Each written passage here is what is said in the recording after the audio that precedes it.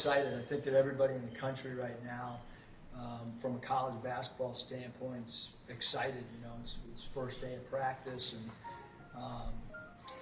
you know, having said that, there's some areas we got to get better at. You know, we got to continue as we look into the future. We got to continue with improving our depth, and then this year it's going to be really important. As we've talked about, you know, a lot is just our rebounding the basketball and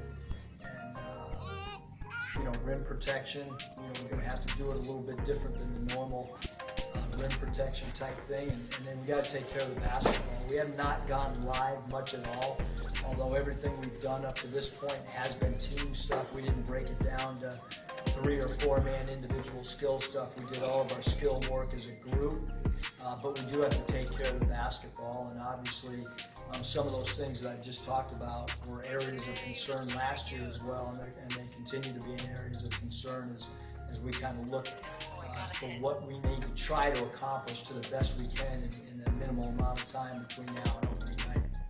You got a lot of newcomers, but you got a lot of guys coming back too. Probably about half and half. How do you feel like those guys have meshed? Yeah, I think that's a really good question. That's actually why, you know, a big part of why we went full team since we've been together. So we really, we were in a 4-hour segment basically the whole time I came here. It's 4 hours per week, and we've elected to use those 4 hours with our whole group rather than just guards for an hour and bigs for another. You know, we don't have any bigs, so I guess we kind of have to have all wings, so to speak. But I think they're good. You know, from a player chemistry standpoint, they've been phenomenal. Off the floor, it seems like they've really gelled. We've done a ton of things together off the basketball court, not really between the lines, where we come together from a chemistry standpoint, not just the new players, but also our new coaching staff. So there's a lot of newness that we're trying to get to, you know, to have familiarity with one another. But then on the floor, I think that that's really when this segment, because now we're going to start going live a lot more than what we have. And so even though we put in a lot of our defensive and offensive philosophies, a lot of that stuff has been non-contact. And so now we're, you know, as you prepare for a season, you've got to have a lot of contact, and it's going to be physical, it's going to be taxing both mentally and physically going forward from now until the week before our first game. What sort of things do you guys done off the court together? Welcome in, welcome in, welcome in. It's On the Hill with Pat Jenkins Sports Talk Radio, coming to you each and every day here on KDSJ 479, and it's our Wednesday edition of OTH. A lot going on today, a lot going on. We're going to catch up at the 1:15 hour with our good buddy of the Drive at 5, talk Mississippi State football with Jake Wimberly. Also, too, at 1:30, we're going to catch up with the guy we always talk to when it's Bama, Stephen M. Smith of Touchdown Alabama. He'll be joining us at the 1:30 hour, but I want to come in real quick with my producer, co-host, Demetrius Johnson. We came in with audio from head basketball coach Eric Musselman following our media availability with Eric yesterday to get you guys ready for basketball practice starts this week. We'll be having media day on Thursday. Able to watch the basketball practice also too on Thursday. So Friday, I'm talking about the A. You just don't understand how much we'll bring on that show on Friday. But real quick, over to my guy, Demetrius. What's going on, my man? Not much, man. Getting the day started. Had a day to, a couple of days, I think, since Arkansas's disappointment. I've had a couple of days to kind of simmer on that. Any new thoughts as we head into this Saturday's ball game? Nope. They just got to win. That's point blank period. There's nothing really to talk about. You know, guys saying they didn't know and we're gonna get better. So, like we said, the talking season's over, and it's all about what you do on the field. So, I just need W's. Absolutely. The thing I'm really going to be looking, they talk about responding, and I want to see if this year's version of the Razorbacks, if they'll have the same, um, I guess, effect that happened when they got beat by Colorado State. Will this cost them 2 or 3 games, or will they come back this Saturday versus Texas Stadium and play with an urgency? Because I think, going forward, and I told you this coming in, Demetrius, they're going to have to play with a chip on their shoulder. I think for the duration of this season, when you have very damaging losses like the San Jose State ball game this past weekend, you put yourself in that spot. It's all about coming out and playing with a different purpose, a little more passion, and they're going to have to, Demetrius, beat some people, not just one, but probably a couple in the SEC to kind of get that monkey off their back with what they just did. The performance that they gave Saturday, I mean, it was embarrassing. I mean, being a guy from the media and watching what I watched, I saw a team that sleptwalked until midway in the third quarter and realized, hey, we may lose this game, but it's all about responding. I'm curious. I'm going to be real curious, but I want to real quick give a shout out to our sponsors before we get into our caravan and make our way down to Starkville, Mississippi. I want to give a shout out to Lindsay and Associates with an office location in Fayetteville, an office location also too in Rogers. KDK's Chicken. It's located at 989 Razorback Road. Go down, see Keith and Kathy, and get you a plate of that love. And like they say, it's not your mama's. Corey Beck's Custom Painting. If you want to look good, contact Corey Beck. You won't be disappointed. And lastly, Locomotion, located just below the Northwest Arkansas Mall here in Fayetteville. But we're going to take a real quick break. You ready to load up the bus? Head to Starkville, Mississippi, where we'll catch up with the Drive at Fives. Jake Wimberly. It's on the hill with Patrick Eakins on KDSJ 479. Let's get it.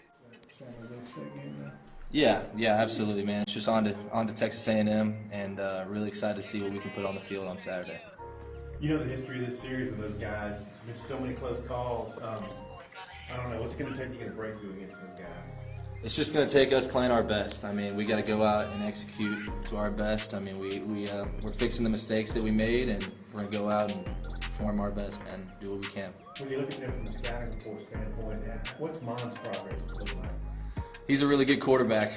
He can make plays on his feet, extend plays. He's got a great arm. He's got good wide receivers to throw to, and his line's protecting him pretty good. And so he's a really good player. Seeing him progress from his freshman to sophomore year, and he's a junior now, he's a really good player. They struggled to run against Auburn, but Auburn's got a pretty good front. What do you see from their running game? I know that they had a running back go down, but they got some backs that are really phenomenal. They bring an extra dynamic to their offense, and they're really good players. They've really stepped up and making plays for them. Auburn's defense played good, and they still ran the ball on them. They're a good offense. How are you feeling physically? I was a little banged up last week. I feel really good right now. I'm feeling really healthy. Just really, really excited to play on Saturday, really.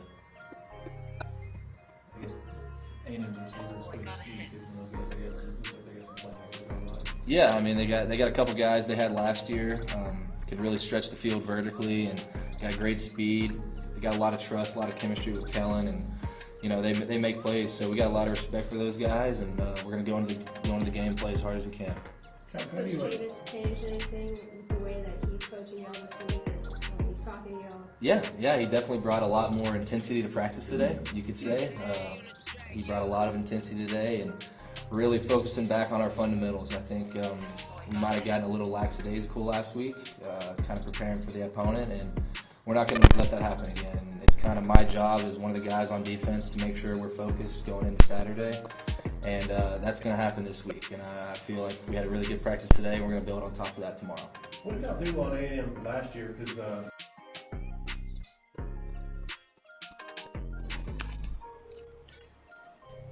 Welcome back. Momentarily, we'll be joined by the Drive at Fives, Jake Wimberly, here momentarily. But I want to continue to talk a little Razorbacks. What's the acceptable performance that makes us head into this A&M football game? I mean, they're 21-point underdogs. Do you feel like that's too much? Just about right? I mean, where are you at with the spread for this weekend's game? you know, you never know what you're getting with the Razorback. So I don't know if the spread is good. I don't know if it's overrated, underrated, right where it needs to be. So again, I think the only expectation I have this week is a win because I think right now the ship is going in the wrong direction. They have to get this sale going back in the right direction. Absolutely. I mean, I just feel like this, you know, like I said, with the performance that was displayed last week, you have to come out and you have to play like your hair is on fire if you're the Arkansas Razorback football team and program. I mean, you got to find some way because you're going to be under the watchful eye, not only by the Razorback Nation, but by a lot of recruits across the country. You're going to be really paying attention to see how you respond.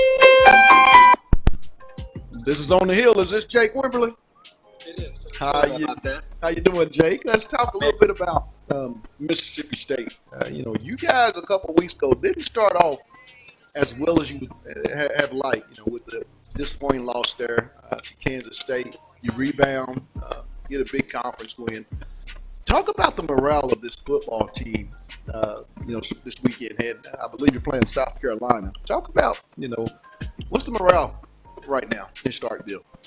I think the morale is pretty high. The fan base is fairly high. I mean, you lose a ball game against Kansas State, you come back to beat Kentucky. And you do that on the heels of, freshman and Garrett Schrader. He's not fully recovered from a shoulder injury. Still probably not going to play this weekend down at Auburn. Big test this week. But I would say the morale is fairly high. I mean, you're sitting at 3-1. I mean, I think, the team would never say this. You're not going to win the SEC West. But the goal is to compete week in and week out, get to a bowl eligibility, and jockey through that thing. So I would say the morale is actually, it's fairly high. When you talk about this defense, you guys lost quite a bit of defensive talent to the NFL. You're going to get up against a very good Auburn football team coming off a big win at College Station versus Texas A&M. I mean, let's talk about offensive game plan versus that really, really, dynamic front there for Auburn of Nick Cole, Marlon Davidson, Derek Brown, and that group. What will Coach Coach Moorhead and that offensive staff there at Mississippi State have to do to generate some offense versus this very good Auburn defense? I think they're going to have to take those shots. We know this, Matt. Mississippi State is not playing a fantastic wide receiver room, and there's some nice pieces there. I would say they're probably closer to the bottom end of the Southeastern Conference. Osiris Mitchell's done a nice job. He's developed a nice player, and then after that, just kind of a smorgasbord of guys that are role players. Tylen Hill is going to be fine. Running back, Auburn knows that. And they're going to stack the box, and they're going to try to make Derek Schrader beat them, and that's what they're going to have to do. They're going to have to, not necessarily go out and throw the ball 50 times, but they're going to have to loosen up that offense a little bit. And, points, I think, are going to be a premium in this ball game for Mississippi State, and it could be for Auburn as well. But you just got to loosen them up, and you got to, obviously feed Tylen Hill. Maybe Schrader takes some chances with his feet. He can run pretty good for a quarterback. Not bad. He's not Nick Fitzgerald or Dak Prescott, but he can get down the field and get a first down. So you got to be patient, I think, and the field goals when the opportunity calls, and hopefully grab a couple touchdowns there. On the offensive side, defensive side of all versus this Auburn offense with a freshman quarterback there in both Knicks. Talk about what can they do defensively? Like I said, you lost a lot on that side of the ball. I mean, Mississippi State was one of the elite defenses in 2018. But how has that defense improved heading into the Auburn ball game in the Plains? What can they do? To maybe steal one down in Auburn.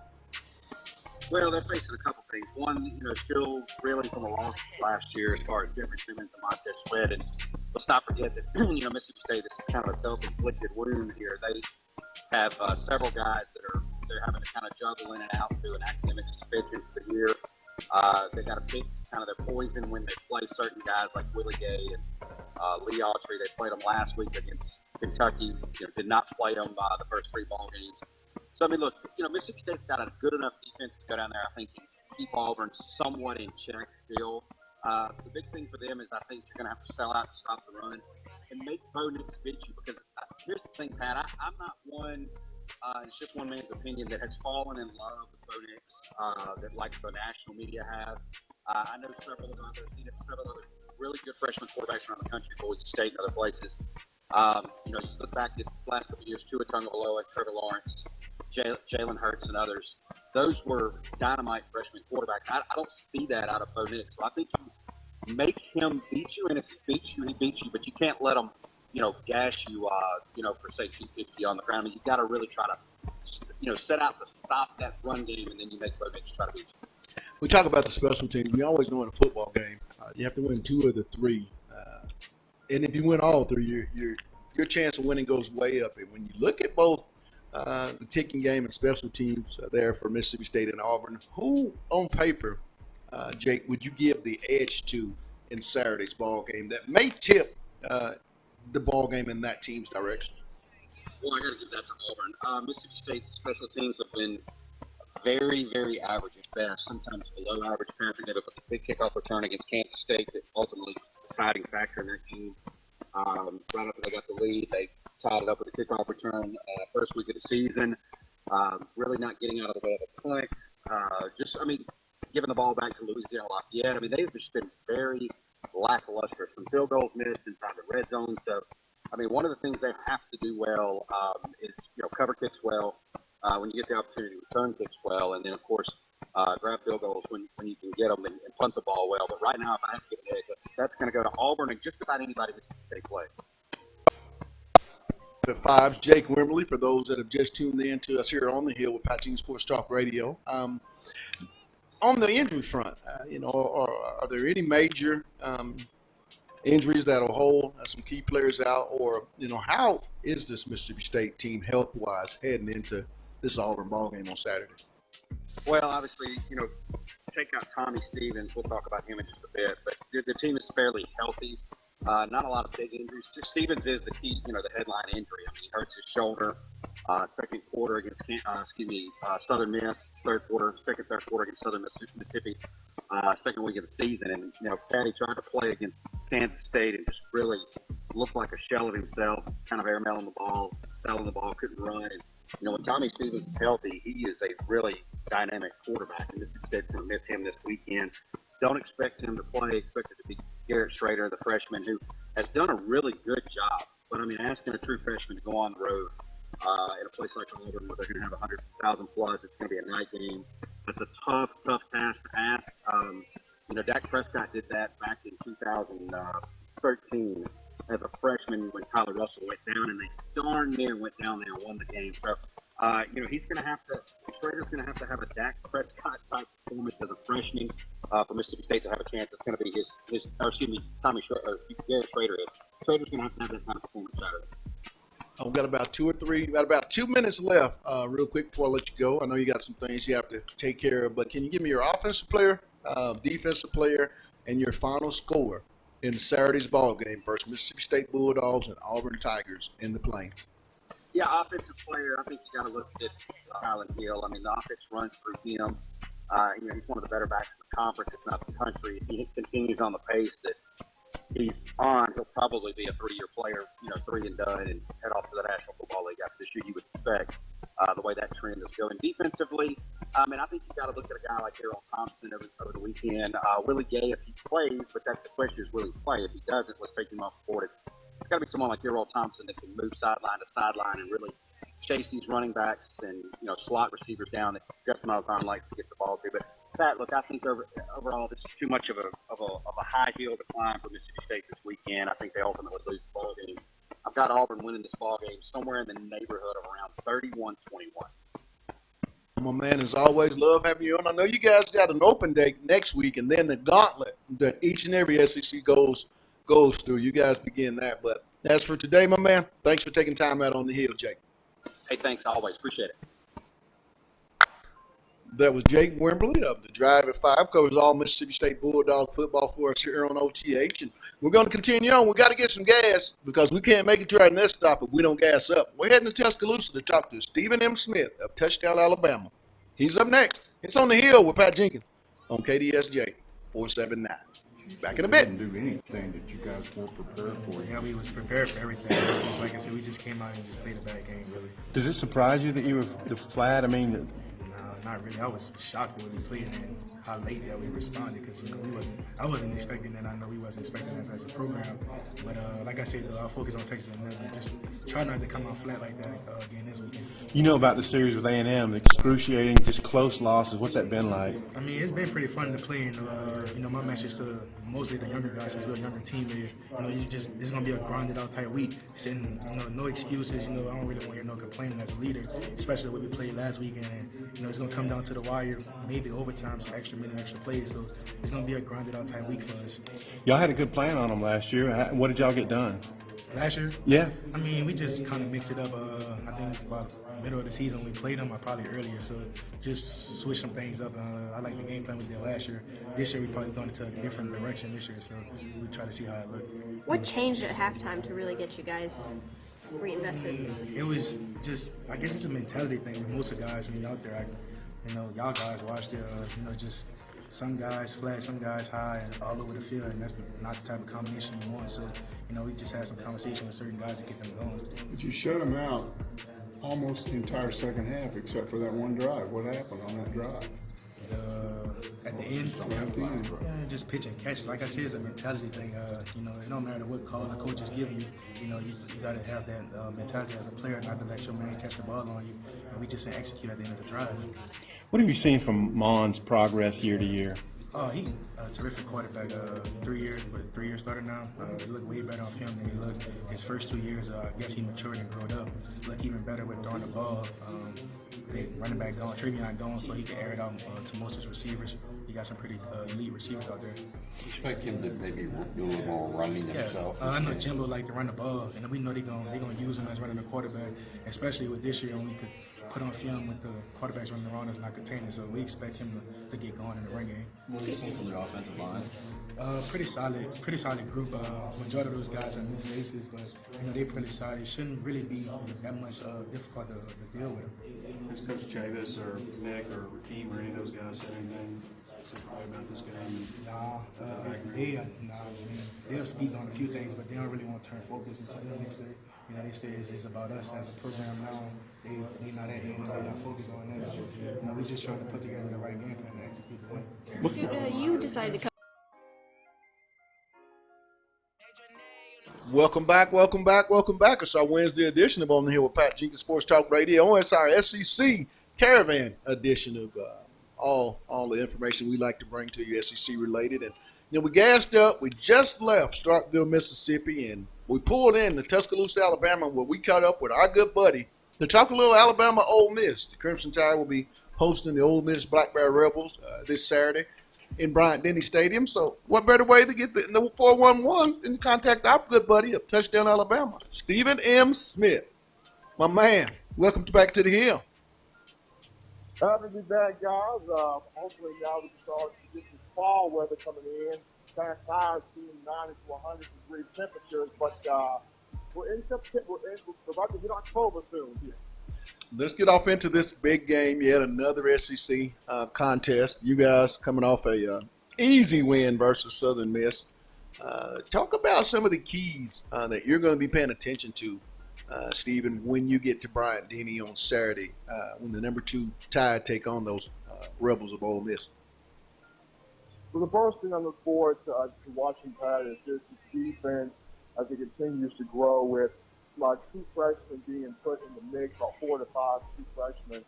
And when you look at this matchup, Rich Rodriguez is offensive coordinator for the Rebels, so he has not had the type of success since his tenure as a head coach at West Virginia from 2001 to 07. And during that time, you have Pat White at quarterback, Noel Devine, Steve Clayton, the 2 running backs, guys that were gangbusters on offense, but despite that, he's still one of the more innovative minds in terms of offense. And in this matchup, he's going to look to kind of spread the Alabama defense out, trying to test the initial quickness, the sideline, the lateral speed, the sideline, and different things of that nature. So I look at this Alabama defense, especially from the linebacker perspective, the likes of Christian Harris and Shane Lee, also your outside guys, Anthony Jennings, Terrell Lewis, to set the edge, read the keys, trust the eye discipline, and just fly the football, because Ole Miss is a quick game. outside the pass attack, as well as they've got 2 running backs with Scotty Phillips and Jerry and Healy. They want to run the football. They want to have balance in the passing game with enough quick things to the outside. So Alabama's linebackers and the interior defensive line, the initial quickness, the burst and attacking the play, and just keeping the eye discipline. Those are things that I look for in terms of trying to slow down or limit the offensive mind that is Rich Rodriguez. Now, I know there at Alabama, you guys had a couple of injuries along that offensive line. You mentioned about the big fella that had to come back. Where is the offensive line health-wise heading into Ole Miss, and what must they do, to continue to progress? Because, I mean, this is fairly quite a new offensive line that they have there in Tuscaloosa. Well, the health of the group is strong as right now. Nobody really battling any injuries. Now, of course, Deontay Brown, the redshirt junior at offensive guard, he returned this week to play the first time in 6 games. Brown was one of 3 guys that had the NCAA infraction during the college football playoff last season. Of course, he did not make the trip with the team when it took on Oklahoma in the semifinal match. Of course, Clemson in the national championship game, but now the suspension is over. He is back, not only practicing, but practicing with the intent of playing. He's been practicing the entire time, the 6'4", 338-pounder from Decatur, Alabama. When he started in 6 games a year ago, with the first matchup being against Tennessee, he was the guy that brought a sense of nastiness, toughness, meanness, confidence, swagger to that offensive line, really solidifying the left side of that group. And the main thing for Alabama is continuing to build the confidence from the Southern Miss game. Coach Saban talked about on Monday, it was the most complete performance he has seen from this group in terms of run blocking and pass protection. Najee Harris had a 100-yard game against the Golden Eagles, 14 carries for $110. And, of course, Tua Tagovailoa, a 5-touchdown pass performance. So the offensive line, its most complete game was last week. Nick Saban, offensive line coach Kyle Flood, trying to build on that in terms of as Alabama gets back into the Southeastern Conference schedule, getting more of that consistency in, being that nasty group that can impose its will on opposing defense. When you look at this team, the receiving core there at Alabama under Ruggs, Jerry Jeudy, Waddle, and Devonta Smith, quite the 4-man rotation. What's the game plan offensively to continue to make it even more of a difficult challenge this Saturday? Tagovailoa to those 4 Alabama greats that I consider at receiver.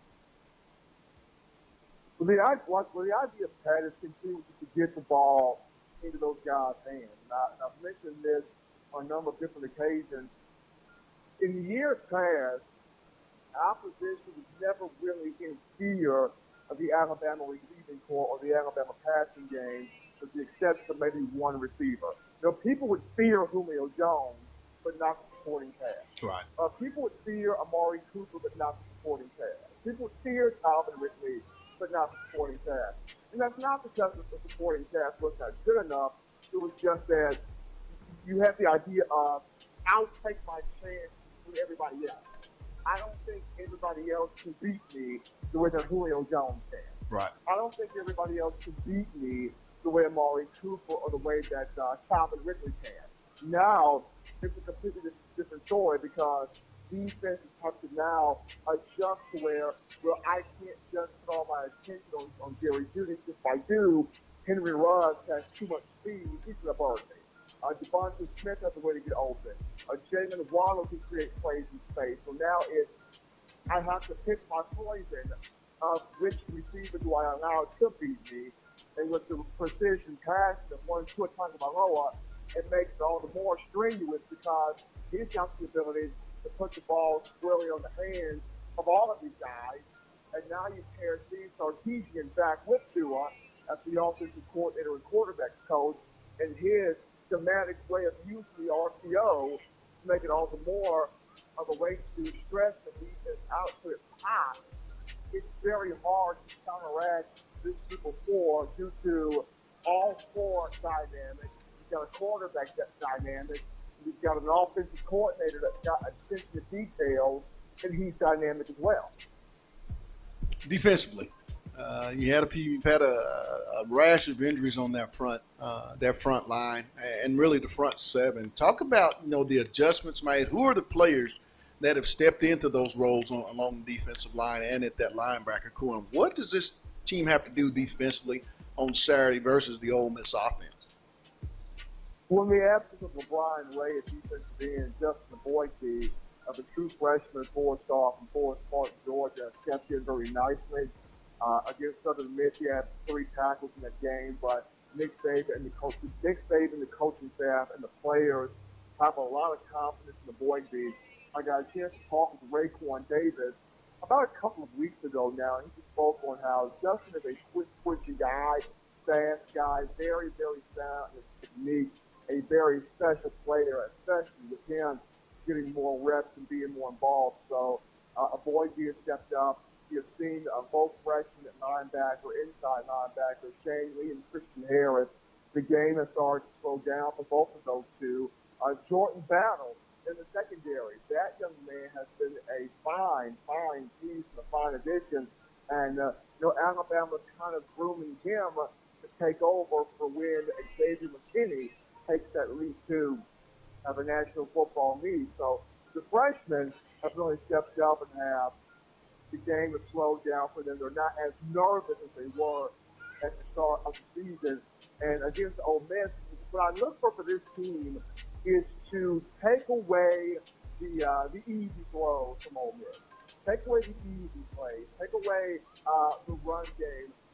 Force the Rebels to stretch the ball downfield. Right. In years past, Ole Miss under Hugh they had some 6'3", 6'4", 6'5" receivers, like a Quincy Joe, a Cody Core, a Quan Treadwell, a DeMaurier Stringfellow, DK Metcalf, A.J. Brown. They had those big bodies in years past where it's our guy, it's your guy, we trust our guy, we're going to throw the ball off, and then our big play receiver make a play on the football.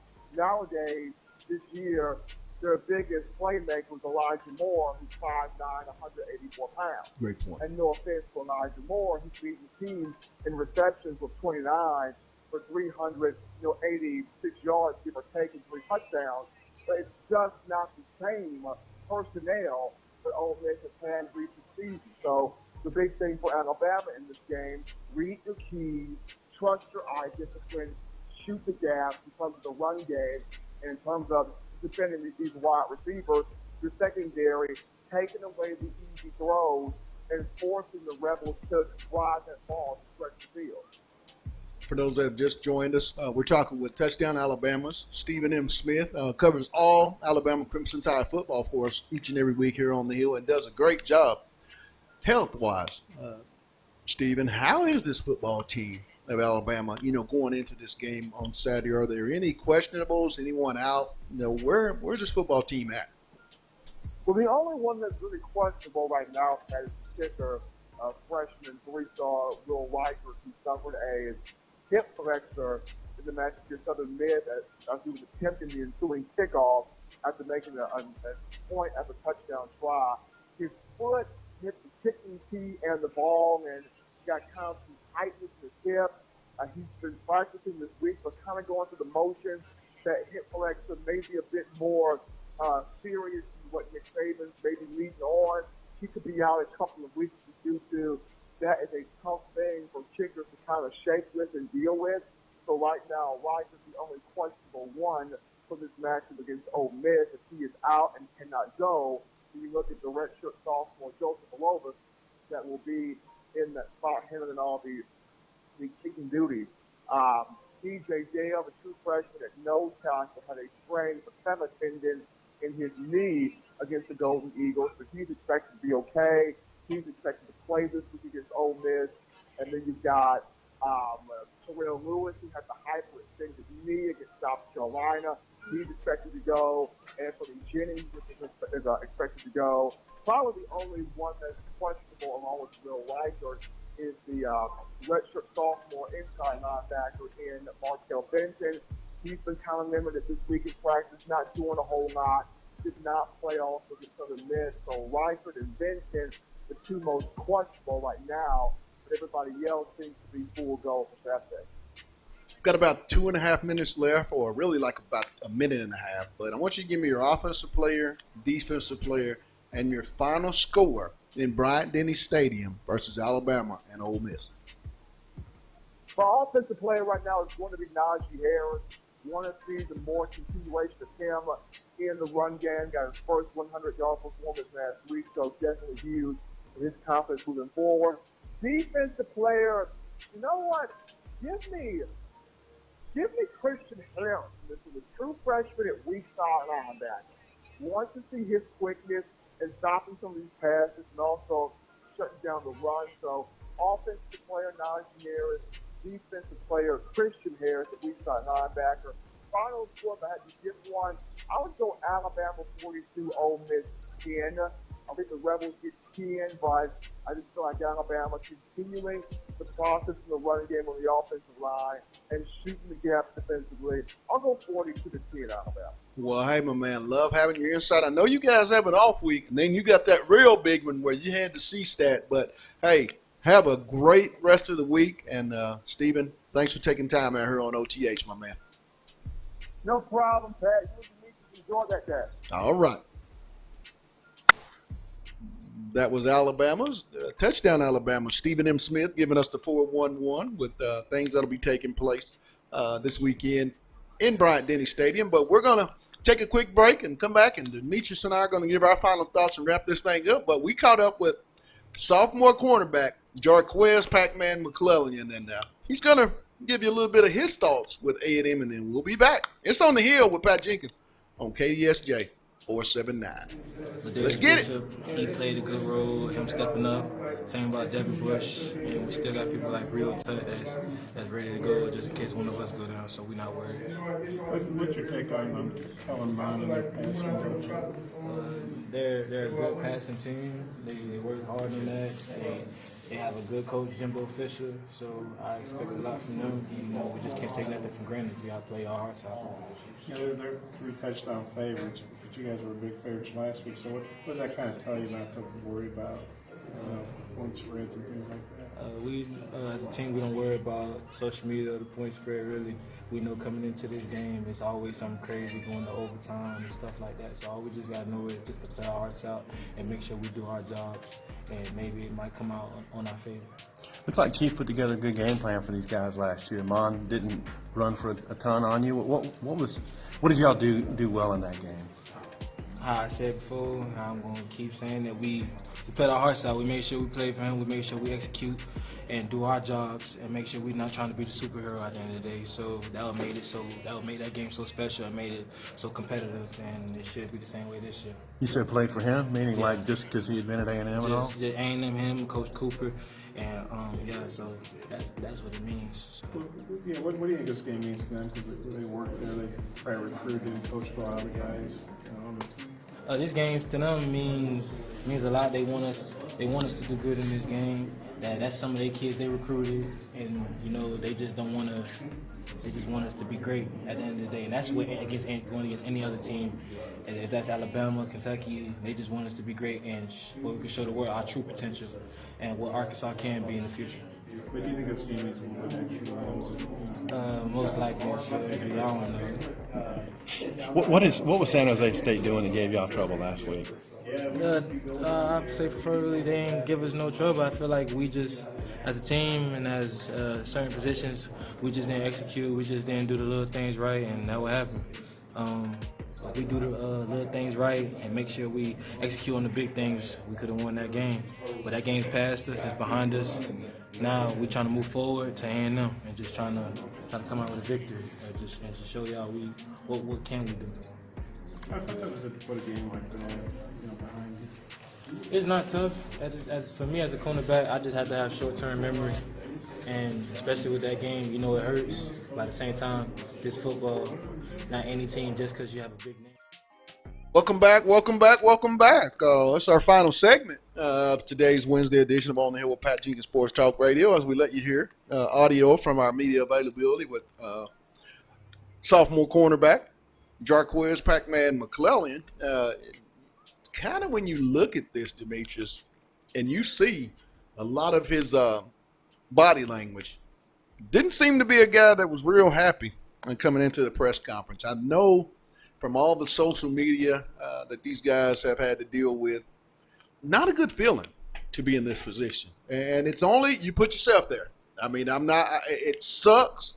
But I will say one thing. I did see the tweet, Demetrius. Fans, very tasteless to be directing any of your comments toward any player's family member. There's no place for that.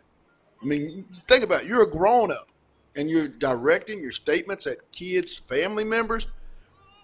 Where's that part of being a great fan base? How can you, Demetrius, that's my thing. But how do you think, if you're doing this to players on the team now, how do you think prospective recruits that see these messages are going to, be reciprocated to that? I mean, that's, very detrimental. So watch things. And then at the same time, be an adult. I mean, it's just a sport. We all get upset, but there's no place to be directed any comments, personal comments at these kids or their family. Yeah, I have to agree. It is just it's a game, and I think what makes people get to that is how much money they really invest in this program, because a lot of people don't know Arkansas is one of the few independent ran sports programs in the SEC. So, good point. so they have a lot of boosters that invest. You're talking big dollars to privately fund just your sports department. Great point. And I'm not saying that's an excuse to speak down on anyone's family or talk negative to any player or family member, but I can relate and understand when you're spending your hard-earned money and you're seeing this product that you can go get a high school football team and put out there against some of these college teams that Arkansas is playing in, and you can get a better result. So, again, I still say that the Arkansas players are in control of this. All it takes, the remedy for this is to win. Yes. If you can win, you won't have to worry about anything negative. They always say winning cures all. Cures all. So that's what I've always heard. I think if they go down there and handle business, especially guys like, I have to call out names, I'm sorry, Jaquez, Sosa, Scooter. These are guys at the beginning of the year. I'm going to go back to media day for Arkansas. These guys looked me in my eye, looked me in my face, and told me, man, we're going to be one of the best defenses in the SEC. You remember that? Yeah. All the defensive players were gathered around, we were laughing, joking, and I strictly remember Pac-Man being one of those guys that came out and said, man, we're gonna be the best DBs in the SEC. We're gonna have the best defense. And I'm waiting for the game for these guys to step up, because right now it just look like a bunch of talk. And I'm really ready for these guys to really put a decent, I'm not even saying perfect product, I'm saying a decent product on the field. 4 quarters of football is all I think this fan base wants to see. 4 purposeful quarters of football is all that's asked. And I don't think that's too much. I agree with you, Demetrius. We were at media day. We heard all the comments. But now it's time to not talk about it. It's time to be about it. It's time now, when you've had the performance that you had defensively over the last 3 weeks of 483, 425, and 502, you've got to come out with a chip on your shoulder. You have got to come out and play to prove a point. For the duration of this season, this defense has to step up, because of the simple fact more of the experience is in the front 7 on the whole football team. And so I think you have to come out, play like your hair is on fire, and make a statement. Arkansas in this program, to start getting to trend upward, you've got to go in here and beat one of these SEC teams, win a game you're not supposed to win. You're a 21-point underdog in the Southwest Classic. If that's me, I'm feeling majorly disrespected. So, Pat, I really only think of 3 games that these guys can really get respect from. And I know you probably already know the 3 games that I'm talking about. They have to be one of these 3 games to erase the loss because you have to San Jose. The odds aren't going to be too good versus LSU, Alabama, or Auburn. Nope. And those are exactly the 3 games that I feel like if they can upset one of those 3 teams, the Arkansas fan base will kind of ease off and say, okay, guys, I do see the progress. I do see where the program is headed. I do see where the recruits are starting to turn over and really make a big difference. But if you even if you're beating Ole Miss in Mississippi State, that does not please the fan base. Even Missouri.